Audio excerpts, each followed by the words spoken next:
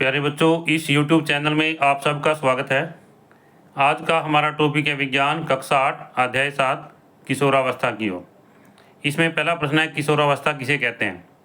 जीवन काल की वह अवधि जब शरीर में ऐसे परिवर्तन होते हैं जिसके परिणाम स्वरूप जनन परिपक्वता आती है, किशोरावस्था कहलाती है। यह अवस्था लगभग 11 वर्ष की आयु से प्रारंभ होकर 18 या 19 वर्ष की आयु तक रहती है। इसे अगला प्रश्न प्यारे बच्चों, किशोरों को टीनेजर्स क्यों कहा जाता है? उत्तर है, क्योंकि यह अवधि अंग्रेजी के टीन्स 13 से 18 या 19 वर्ष की आयु तक होती है, इसलिए किशोरों को टीनेजर्स कहा जाता है। लड़कियों में यह अवस्था लड़कों की अपेक्षा 1 या 2 वर्ष पूर्व प्रारंभ हो जाती है। इससे आगे प्यारे बच्चों, यौवनारंभ। किशोरावस्था के दौरान मनुष्य के शरीर में अनेक परिवर्तन आते हैं। यह परिवर्तन यौवनारंभ का संकेत है। यौवनारंभ में होने वाले परिवर्तन: लंबाई में वृद्धि।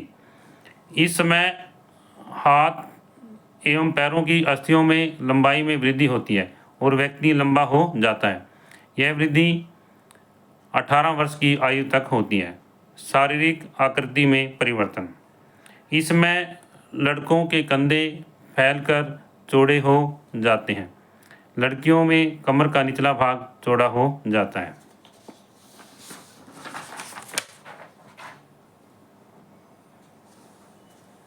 इससे आगे प्यारे बच्चों, स्वर में परिवर्तन। यौवनारंभ में स्वर यंत्र अथवा लैरिक्स में वृद्धि का प्रारंभ होना है। लड़कों का स्वर यंत्र विकसित होकर अपेक्षाकृत बड़ा हो जाता है। लड़कों में बढ़ता हुआ स्वर यंत्र गले के सामने की ओर सुस्पष्ट उभरे हुए भाग के रूप में दिखाई देता है, जिसे एडम्स एप्पल या कंठमणि कहते हैं। प्यारे बच्चों, लड़कियों का स्वर यंत्र उच्च तारतव वाला होता है, जबकि लड़कों का स्वर गहरा होता है।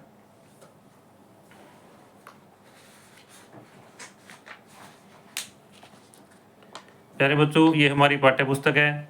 इसमें ये एडम्स एप्पल, जैसे कि यहाँ दिखाया गया चित्र के अंदर, यहाँ पर होता है ऐसे, ये दिखाई दे रहा है यहाँ पर ऐसे।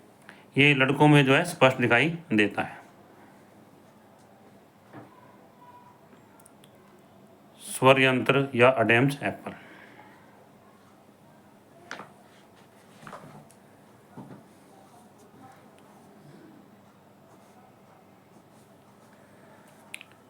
किशोरावस्था में श्वेत एवं तेल ग्रंथियों का स्राव बढ़ जाता है। इसके कारण कुछ व्यक्तियों के चेहरे पर फुंसियाँ और मुहासे आदि हो जाते हैं। जनन अंगों का विकास। यौवनारंभ में वृषण एवं शीशन पूर्णतः विकसित हो जाते हैं। वृषण में शुक्राणुओं का उत्पादन प्रारंभ हो जाता है। लड़कियों में अंडाशय से अंडाणुओं का निर्मोचन भी प्रारंभ हो जाता है। इससे आगे प्यारे बच्चों, किशोरावस्था में व्यक्ति मानसिक, बौद्धिक एवं संवेदनात्मक परिपक्व हो जाता है। इस समय में उसके मस्तिष्क सीखने की क्षमता सर्वाधिक होती है। प्यारे बच्चों, किशोरावस्था एक ऐसी अवस्था होती है जिसमें जो व्यक्ति है उसकी मानसिक, बौद्धिक और संवेदनात्मक जो है परिपक्वता इतनी आ जाती है कि वह सीखने में पूर्ण रूप से सक्षम हो जाता है।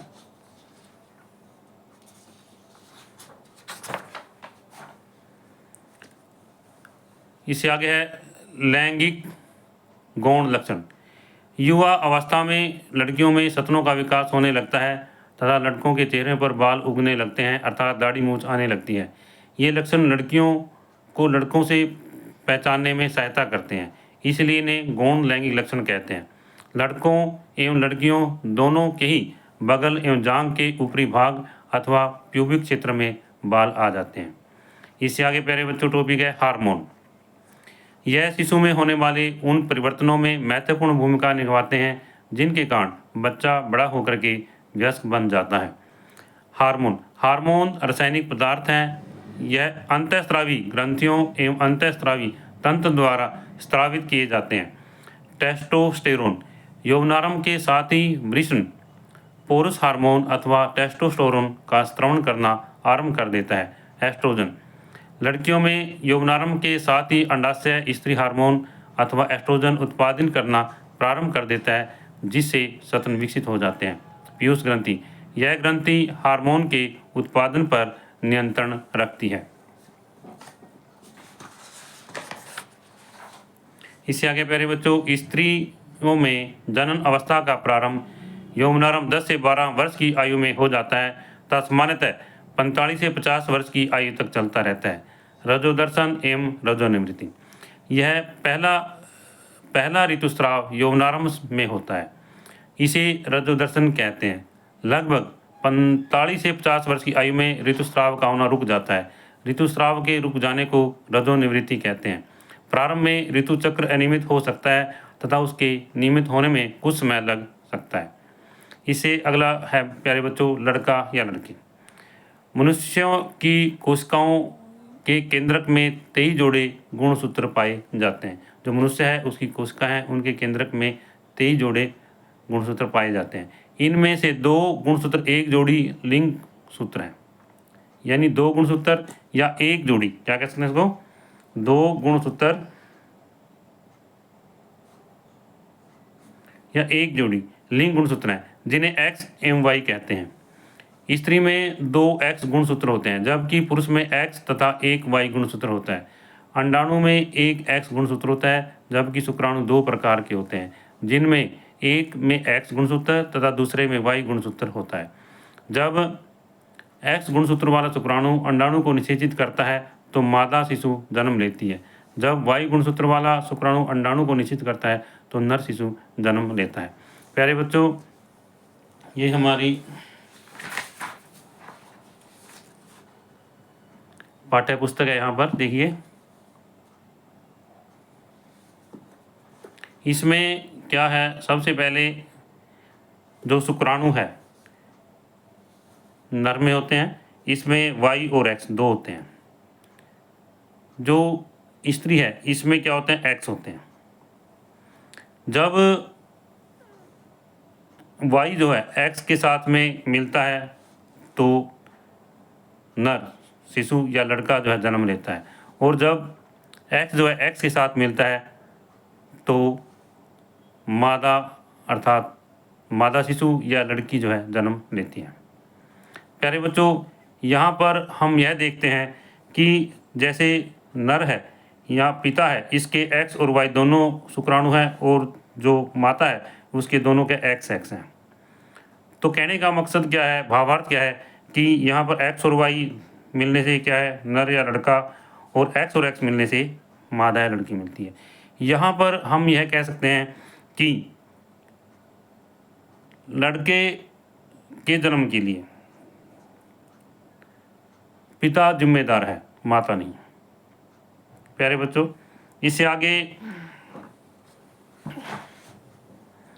थायराइड ग्रंथि, यदि यह ग्रंथि थायरॉक्सिन हार्मोन का उत्पादन नहीं कर रही हो तो गैटर नामक रोग हो जाता है। इंसुलिन, यदि अग्नाशय इंसुलिन हार्मोन का उत्पादन पर्याप्त मात्रा में नहीं करता तो मधुमेह रोग हो जाता है।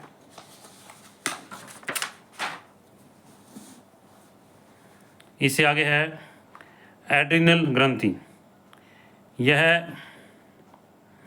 एड्रिनल नामक हार्मोन का स्रावण करती है। यह रुधिर में नमक की मात्रा को संतुलित करती है। क्रोध, चिंता एवं उत्तेजना की अवस्था में तनाव के संयोजन का कार्य करती है। इससे आगे प्यारे बच्चों, पीयूष ग्रंथि, यह वृद्धि हार्मोन को स्रावित करती है, जो व्यक्ति की सामान्य वृद्धि के लिए आवश्यक है। प्रश्न, कीटों में कायंत्रण का नियंत्रण किसके द्वारा होता है? इसका उत्तर है कीट हार्मोन के द्वारा। टैडपोल को वयस्क मेंढक बनने के लिए जल में आयोडीन क्यों आवश्यक है? मेंढक में थायराइड द्वारा स्रावित हार्मोन थायरॉक्सिन कायंत्रण में सहायता करते हैं।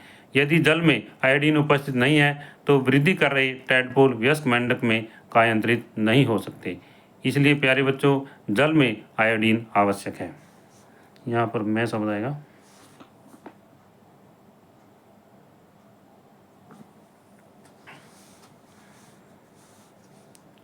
इसे अगला प्रश्न प्यारे बच्चों, संतुलित आहार किसे कहते हैं?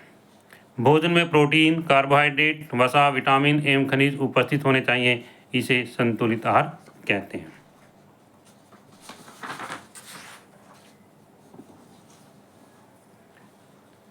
किशोरों में पोषण के लिए आवश्यक खाद्य पदार्थ।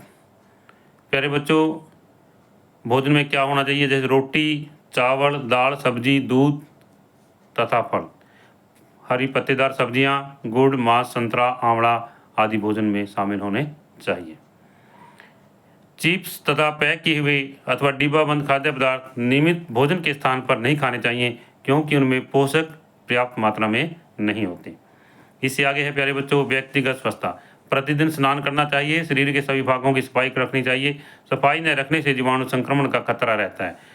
लड़कियों को ऋतुस्राव के समय सफाई का विशेष ध्यान रखना चाहिए। हमेशा साफ सैनिटरी नैपकिन अथवा घर पर तैयार किए गए कपड़े के पैड इत्यादि का उपयोग करना चाहिए। शारीरिक व्यायाम, सभी युवा किशोर लड़के एवं लड़कियों को टहलना, व्यायाम करना व बाहर खेलना चाहिए।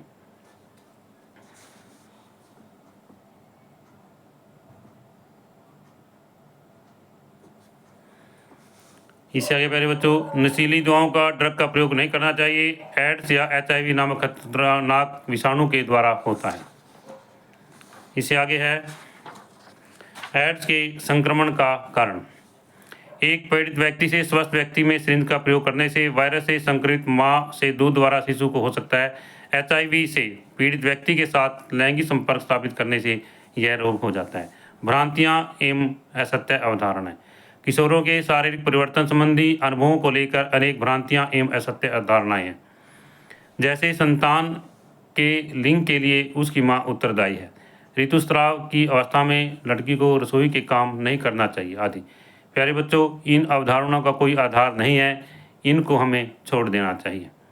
प्यारे बच्चों यदि आपको यह वीडियो अच्छी लगे तो आप इसे लाइक ज़रूर करना तथा जो बच्चे इस चैनल पर नए हैं वो इसको सब्सक्राइब ज़रूर करना, ताकि विज्ञान व गणित की वीडियो आपको मिलती रहे।